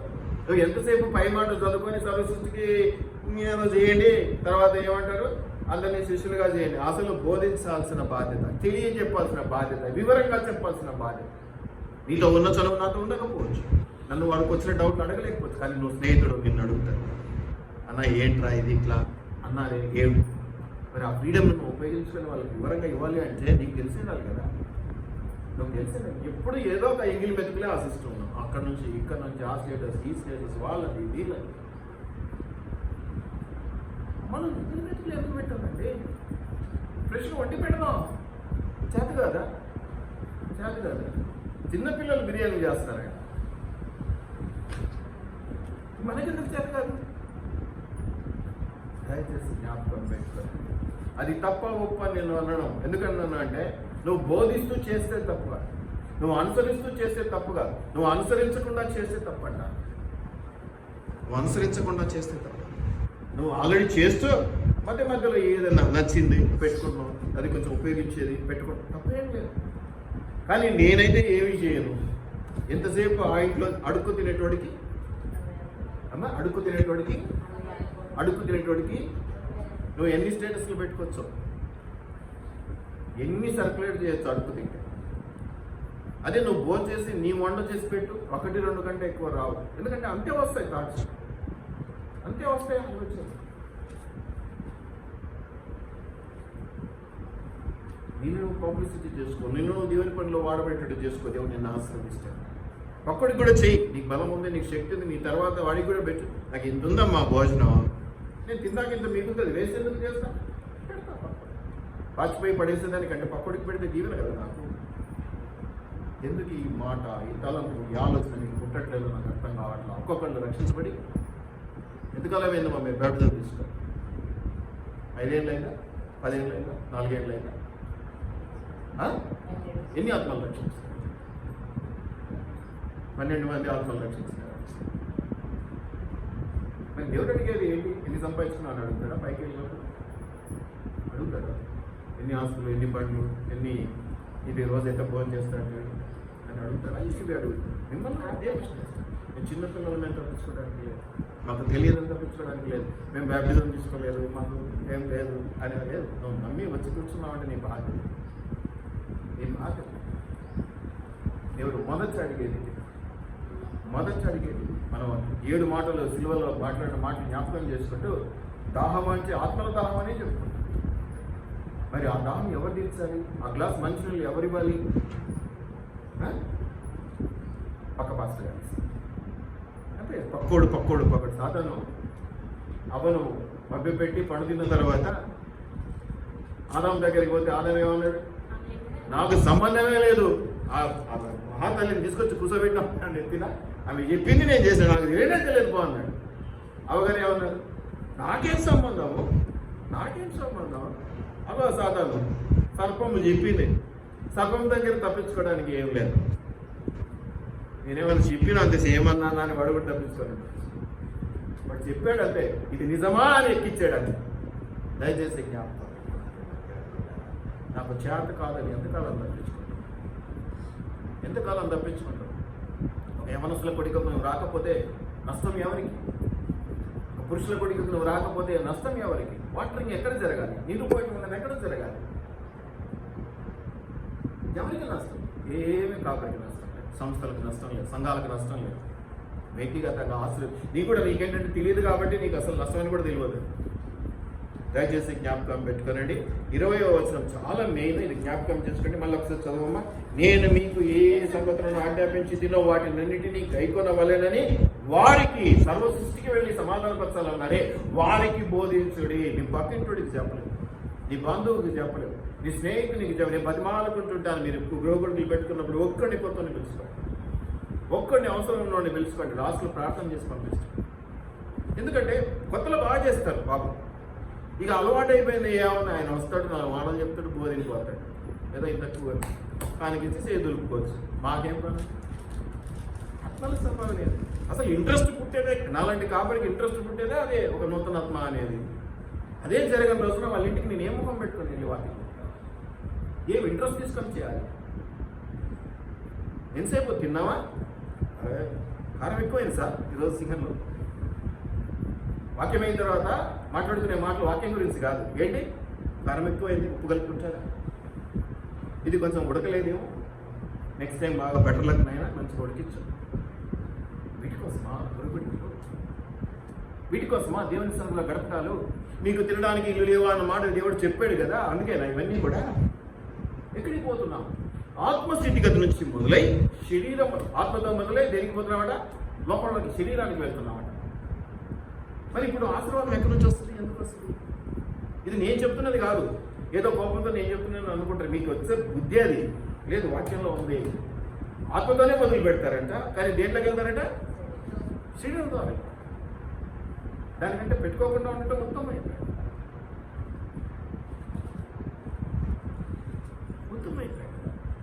దేవుని అవమానించడం కంటే దాని జోలికి వెళ్లకుండా ఉండటం ఉత్తమం కదా. కత్తి సరిగా వాడుకోవడం నాకు చేత కావట్లేదమ్మా, దానికి నేను ఇంకే ఉత్తమమైన మారు పెట్టి కత్తి పక్కన పెట్టి వాడుకోవడం నాకు తెలియనప్పుడు ఏమైనా చేయికి కోసుకుంటే ఇబ్బంది కదా నాకు. దేవుని వాక్యం రెండంతలో వాడి కట్టమ్మ, ఈజీగా తీసుకోకు. ఈరోజు మనం ఎవరికన్నా ఏదైనా చెప్పినప్పుడు ఇది జరగాలి, ఇది గ్యారెంటీ అని చెప్పగలుగుతున్నామంటే ఇదిగో ఈ బేసిక్. మనకి ఏ శక్తి లేదు, మనకి ఏ బలము లేదు, మనకి ఏదో 100 మంది మనం అనుకునే వాళ్ళు లేరు. ఏమిటి మా బలం అంటే ఈ వాక్యం. దీని మీద భరోసా, దీని మీద ధైర్యం, దీని మీద నేను ఇల్లు కట్టుకున్నాను, ఇదే నా ఫౌండేషన్. కాబట్టి నా ధైర్యం ఎందుకు జరుగుద్ది. ఇష్టాడు దేవుడు. అంత రోషం ఎందుకు వస్తుంది తెలుసా? ఆయనతో నాకున్న స్నేహం గొప్పది కాబట్టి, ఆయనతో నాకున్న పరిచయం గొప్పది కాబట్టి, ఆయనతో నాకున్నటువంటి బంధుత్వం గొప్పది కాబట్టి, పిలిస్తే పలికే దేవుడు అనేటువంటి మాట నాకు తెలుసు కాబట్టి దయచేసి జ్ఞాపకం పెట్టుకోనండి.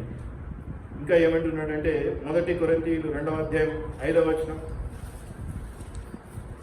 1 కొరింథీయులు 2:5.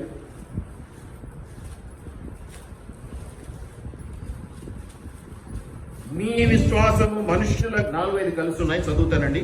మీ విశ్వాసము మనుషుల జ్ఞానమును ఆధారము చేసుకొనక. మనుషుల జ్ఞానాన్ని ఆధారం చేసుకుంటూ ఉన్నాయి. మనుషుల జ్ఞానాన్ని ఆధారం చేసుకోవద్దండి. ఇంకేమంటాడమ్మా? దేవుని శక్తిని ఆధారం చేసుకుని ఉండవలెనని నేను మాటలాడిన సువార్త ప్రకటించినను. జ్ఞానయుక్తమైన తీయని మాటలను వినియోగింపక. నా మాటలు ఎప్పుడైనా తీయని మాటలు ఉన్నాయా? పౌలు చెప్తున్నాడు, అట్లా నడుచుకోండి. ఎవరినో మెప్పించడానికి, ఎవరినో దువ్వటానికి ఈమె బాధపడుతుంది ఏమో కోసం తీయని మాటలు అని ఉండవు. ఏది ఉందో అదే చెప్పాను. అది తీయగా ఉంటుందా, వాళ్ళకి చేదుగా తగ్గుతుందా, మనకు అనవసరం. తీయని మాటలు వినియోగింపక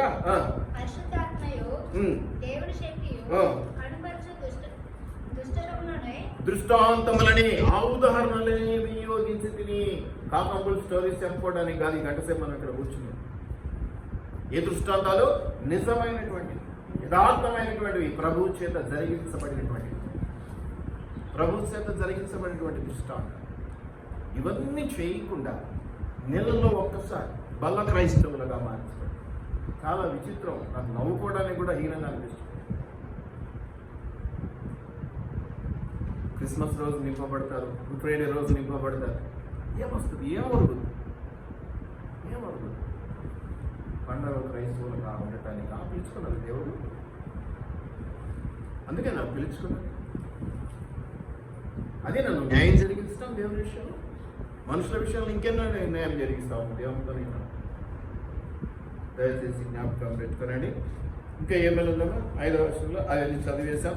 మరి రోమా 1:11-12 రోమిలకు రాసినటువంటి పత్రిక 1వ అధ్యాయం 11-12.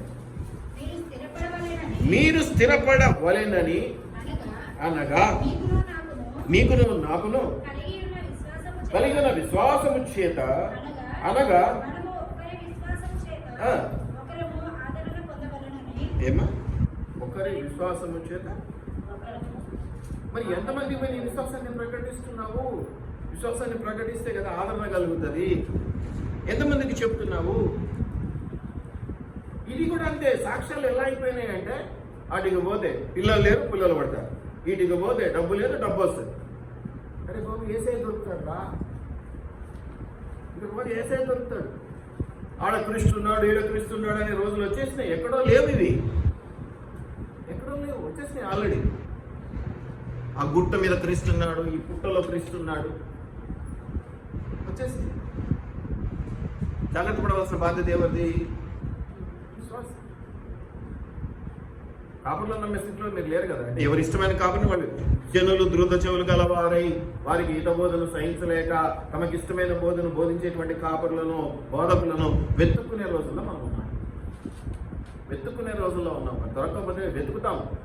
ఎట్టటోళ్ళని వెతుకుతాం. ఇంపైన మాటలు చెప్పాలి, దృష్టాంతాలు చెప్పాలి, తీయని మాటలు చెప్పాలి.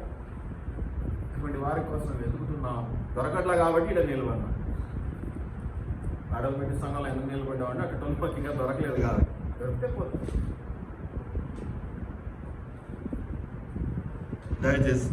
దయచేసి జ్ఞాపకం పెట్టుకోండి. ఒకరి విశ్వాసం ఒకరు 12వ వచనం కూడా చదివి ముగించేసుకున్నాం. ఆత్మ సంబంధమైన కృపావరం ఏదైనా మీకు ఇచ్చటకు మిమ్మల్ని చూడవల్లని మిమ్మల్ని అపేక్షిస్తున్నాను. ఏమిస్తాడమ్మా దేవుడు కానీ కాపరి కానీ? ఆత్మ సంబంధమైన కృపావరములు. ఎవరికన్నా ఏదైనా ఇద్దాము, ఏదైనా చేసుకుంటారు, ఇలా నేర్పిద్దామంటే సహాయం చేసి పక్కన పెట్టు. వాళ్ళకి ఉత్సాహమే లేదు. ఒక ఉత్సాహం ఉంటే కదా ఇది పాటలు పాడతారు. ఉత్సాహంగా పాడితే ఇలా ఎంకరేజ్ చేద్దాము, లేకపోతే ఇంకోటి ఏదో చేస్తారు, ఎంకరేజ్ చేద్దాం. ఎంకరేజ్ చేయడం అంటే మోసుకొని తిరగడం. మా వాళ్ళు ఎంతసేపు అవుతుంది? మీరు వెళ్తూ ఉంటే మేము సహకరిస్తాం. మీరు ఎగరాలని ప్రయత్నం చేస్తుంటే మేము ఒక్కసారి ఏదైనా హెల్ప్ చేస్తాం. మీరే తీసుకెళ్ళి ఎత్తుకొని అక్కడ కూర్చోబెట్టండి. మా చేత ఎంతకాలం చేస్తాం? కాబట్టి కొంతమంది ఉంటారు, వృత్తి ప్రోత్సాహం ఉంటేనే నిలబడతారు. వాడిని ఎంతసేపు పోగొట్టుండాలను ఇంద్రుడు చంద్రుడు ఆడి ఈడి లేకపోతే అంతే. వాడికి సచ్చినోడు నేను ఎత్తుగా రిప్ అన్నమాట. విశ్వాస సంఘాలలో కూర్చునే పరిస్థితి ఏంటి? రిప్, రెస్టింగ్ పీస్ లెవెల్లో కూర్చుంటారు. వచ్చి సత్య శవాల్లాగా కూర్చుంటారు. కానీ దాన్ని నేను ఎలా మార్చుకోండి అని చెప్తున్నానంటే, రెస్ట్ ఇన్ గాడ్స్ ప్రెసెన్స్ అన్న విషయాన్ని నేను జ్ఞాపకం. జాగ్రత్త. మీరు లోకానికి, ఎందుకంటే మీ ఇవన్నీ కూడా మంచి మాటలు ఉన్నాయి. ఏమన్నా మీరు లోకానికి నిజంగానే ఎంతమంది కూరల్లో ఉపయోగించబడ్డారు నీ వల్ల? నువ్వు ఎంతమంది కూరల్లో ఉపయోగపడ్డావు? ఒక్కరింటికి వెళ్ళి ఉప్పు లాంటి మాట చెప్పొచ్చినావా? నీకు చేత కాకపోతే సంఘానికి తీసుకురామంటే అది కూడా చెయ్యవు కదా నువ్వు. సంఘం క్షేమపరచబడకుండా ఉండడానికి కారణం కాపరి చెడ్డతనం కాదు, విశ్వాస తన బాధ్యతలు సరిగా కాపరిది కొంత ఉండదు. ఏముంటుంది? అడ్మినిస్ట్రేషన్ ఫెయిల్యూర్స్ ఉంటాయి. అంటే మిమ్మల్ని మభ్య పెట్టడం, ఆదివారం చికెన్లు పెడతాం, మరి మొదటి ఆదివారం అంటే మటన్ బిర్యానీ పెడతాం అని పిలవకపోవడం, ఇలాంటివి కూడా కొన్ని లోపాలు ఉంటాయి. భోజనాలు పెట్టే సంఘాల దగ్గర చూస్తూ ఉంటాయి. అటువంటి లోపాలు కాపరులలో కూడా ఉంటాయి. పెట్టాలంటే డబ్బులు కావాలి, మాటిమాటికి అడగాలంటే సిగ్గు, పెట్టలేము, వదులుకుంటాం. వద్దులే, దాని వైపు ఎందుకు మళ్ళీ సార్. దయచేసి జ్ఞాపకం పెట్టుకోనండి. మీరు మత్తయి సువార్త 5వ అధ్యాయం 13, 14, 16 వచనాల్లో చూస్తారు. మీరు లోకానికి ఉప్పై ఉన్నారు, మీరు లోకానికి వెలుగై ఉన్నారు అనేది మీరు చూస్తారు. ఇర్మియా 29:7 ఇది చదివి ముగించుకుంటాం. ఇర్మియా 29వ అధ్యాయం 3వ వచనం. ఇర్మియా 29:7 వచనం. నేను మిమ్మను చెరగొనిపోయిన పట్టణం యొక్క, ఏమంటాడమ్మా దేవుడు? నేను మిమ్మను చెరగొనిపోయిన పట్టణం యొక్క. ఎక్కడి నుంచి చెరగొనిపోయినాడు? 2 సందర్భాలు ఉన్నాయి. మొదటిది ఏంటి? కరువు కథకాలు వచ్చినప్పుడు వాళ్ళు ఎక్కడున్నారు? కానాన్లో ఉన్నారు. కానాన్ నుంచి ఎక్కడికి వెళ్ళారు? ఐగుప్తుకి వెళ్ళి ఏమయ్యారు? సెట్ అయిపోయారు. కాబట్టి మళ్ళీ అక్కడ సెట్ అయిన తర్వాత వాళ్ళకున్న బాధలు ఎరుకులను బట్టి మొరపెట్టుకుంటే మళ్ళీ ఐగుప్తు నుంచి కానాన్కి తీసుకొచ్చారు. కాబట్టి మొదట చెరగొట్టుకొని పోయినటువంటి ఆ పరిస్థితి, ఆ పట్టణం, ఆ కానాను ప్రాంతం, ఆ యెరూషలేం పట్టణం, ఆ యెరూషలేం మందిరము, ఆ చర్చ్. మీకు అర్థం కావటానికి ఒకటే మాట, నీ చర్చ్ క్షేమము కోరి దాని కొరకు యెహోవాను ప్రార్థన చేయుడి. దాని క్షేమము కారణం. మీరు ప్రార్థించాలి. ప్రార్థించడం అంటే ఏంటి? ప్రభువా బాగు చేయి, 100 మంది రావాలి, కొంతమంది చేస్తూ ఉండి సతీష్ లాగా ఉండాలి, అయ్యగారు సూట్ చేసుకోవాలి అని ఎవరు కొంతమంది చేస్తారు, వాళ్ళు వెళ్ళిపోయినారు. అది కాదు. మీరు సంఘ క్షేమం కొరకు ప్రార్థన చేయండి. దేవుడి క్షేమం అంటే ఏంటి? మీరు దేవుని పని చేసి క్షేమం ఆశించాలి. మీరు ఆ పని చేస్తే సంఘము వర్ధిల్లుతుంది. మీరు ఇంటికే ఒక కొత్త వ్యక్తిని పిలుచుకొని వాక్యాన్ని అందించడానికి ఒక ఉపయోగకరమైన మార్గాన్ని తెరవలేకపోతూ ఉన్నారు. మీరు సంఘానికి క్షేమకరంగా, సంఘక్షేమం దేని మీద ఆధారపడుతుందండి? విశ్వాసం. అది జరిగించలేనప్పుడు ఇంకో 100 సంవత్సరాలైనా ఇంతే ఉంటుంది. మనమే ముఖ్యములుగా రావడానికి ప్రయాసపడుతూ ఉంటాం. పండుగ పూట అయితే వస్తాం, మొదటి బల్ల కోసం వస్తాం. ఇక మనమే రిస్ట్రిక్షన్స్ పెట్టుకున్నాం, పలానానికి. దేవుడేమో దీవించాలి. దయచేసి జ్ఞాపకం పెట్టుకోండి. మీకా 6:8 మళ్ళీ ఒక్కసారి చదివి ముగించుకున్నాం. మానవుడ, శ్రేష్టమైనదేదో అది మీకు ఆల్రెడీ తెలియజేసి ఉన్నాను. ఉత్తమమైనది ఏంటట? న్యాయముగా. ఇక మిగతావన్నీ పక్కన పెట్టేయండి. మొట్టమొదటి ఏం చెప్పాడు? న్యాయముగా. నేను అడుగుతున్నాను, తోటి మనిషి పట్ల న్యాయంగా ఉండటం ఓకే, మంచిది, చాలా మంచిది. అస్సలు దేవుడితో నీవు న్యాయంగా ఉన్నావు. దేవుడు చెప్పిన దానికి తలవకి న్యాయం జరిగిస్తూ ఉన్నావా? దేవుడు అడిగిన దానికి న్యాయంగా నీ ప్రవర్తన ఉన్నదా? ఎంతసేపు పరిచయంలో శాస్త్రులాగా నేను పవిత్రుడిని, నేను పరిశుద్ధుడిని, 3 పూట్ల ఉపవాసం చేస్తాను, 4 పూట్ల బైబిల్ చదువుతాను, నా సొంత ప్రార్థన 24 గంటలు చేస్తాను, మోకాళ్ళు కాయలు కాసిపోయినాయి, మోచేతులు అరిగిపోయినాయి. దేనికోసం ఆ సాక్షి? నేను ఉద్ధరించడానికి ఆ సాక్షి. దయచేసి జ్ఞాపకం పెట్టుకున్నటువంటి దేవుని బిడ్డలారా, మిగిలిన హెచ్చరిక అంతా కూడా మనం 1 కొరింథీ 11వ అధ్యాయం వల్లప్పుడు చదువుకుంటాం. మళ్ళీ ఒకసారి మీరు గమనించండి. అక్షరమే ప్రార్థన చేసుకొని ముగించుకుందాం. ప్రభువా, మనుషుల పట్ల న్యాయంగా ప్రవర్తించడమే గొప్ప. నిజమే తండ్రి, కాదన్నగా నీ పట్ల న్యాయంగా ప్రవర్తించడానికి సహాయం చేయండి. నిజమే, మేము విన్నదాన్ని కన్నదాన్ని ఇతరులకు చెప్పకుండా ఉండలేమని పౌలు చెప్పాడు, పేతురు చెప్పాడు, నీ శిష్యులకు చెప్పాడు. అయ్యా, శిష్యుడు అనేటువంటి వాడు ఎవడు కూడా విన్నదానిని ఇతరులకు బోధించకుండా ఆగిపోడు. ప్రభు తను ఫలించేవాడుగా ఉంటూ ఇతరులను ఫలింపులోనికి నడిపించేవాడుగా ఉంటాడు నాయన.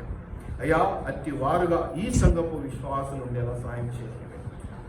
అయ్యా, స్వలాభము మానుకొని అయ్యా ఇతరుల కొరకు, ఆత్మల సంపాదన కొరకు, వారి రక్షణ కొరకు, వారి క్షేమం కొరకు, వారి అభివృద్ధి కొరకు, వారి ఆశీర్వాదం కొరకు పాటుపడేటువంటి బిడ్డలుగా ఉండటానికి సహాయం చేయమని వేడుకుంటున్నాను. అనుగ్రహించండి, ఆశీర్వదించండి. మీరు వెళ్ళి బోధించండి, మీరు వెళ్ళి ప్రచురించండి, మీరు వెళ్ళి ప్రకటించండి అని చెప్పినటువంటి వాక్యాలు అనేకం ఉన్నాయి. కానీ గిరిగీసుకొని మేము వింటున్నాం అన్నంత వరకే ఆగిపోయి, అది కూడా మాలో సరైనటువంటి ఫలింపు లేని స్థితిలో మేము ఉంటున్నామేమో. అయినా ఎన్నోసార్లు మీరు మమ్మల్ని హెచ్చరించారు, గర్తించారు. అయ్యా, వాటిని వినగల చెవులు మాకు ఇవ్వలేదేమో. అయినా ఇచ్చిన వాటిని మేము సద్వినియోగం చేసుకోవట్లేదు. ఒక్కసారి మా చెవులు కొన్ని తుప్పు వదిలించుకోండి. మా కళ్ళకున్న కావురం తొలగించండి, పరదాలు తొలగించండి. నా నాలుక మందమైపోయిందేమో ప్రభా, దాన్ని తేటపరచండి, తేలికపరచండి. అయ్యా, చర్మం మందమై స్కిన్ ఆ ఫీలింగ్స్ లేకుండా అయిపోయాయేమో. వాక్యాన్ని అన్ని రకాలు ఆస్వాదించడానికి, మేము ఆస్వాదించి అభివృద్ధిపరచబడేవే కాకుండా అనేకులకు అభివృద్ధిలోనికి రావడానికి, దాన్ని ఉపయోగించుకోవడానికి సహాయం చేయండి. దయగల దేవుడు, కన్నగల దేవుడు, రాజు రక్షకుడు, వందనాలు చేయండి. అయ్యా, వాక్యాన్ని ప్రచురించడం అనేది మాకు తెలిసినటువంటి గొప్ప బాధ్యత. అది బరువు కాదు, అది ఆశీర్వాదము నాయన. అట్టి ఆశీర్వాదంలో మేము ముందుండేలా కృపదాయిచ్చి అసలైన యేసయ్య అతి పరిశుద్ధ నామంలో అడిగి వేడుకొని ప్రార్థిస్తున్నాము. ఆమేన్. Thank you very much. బల్ల కొరకు మీరు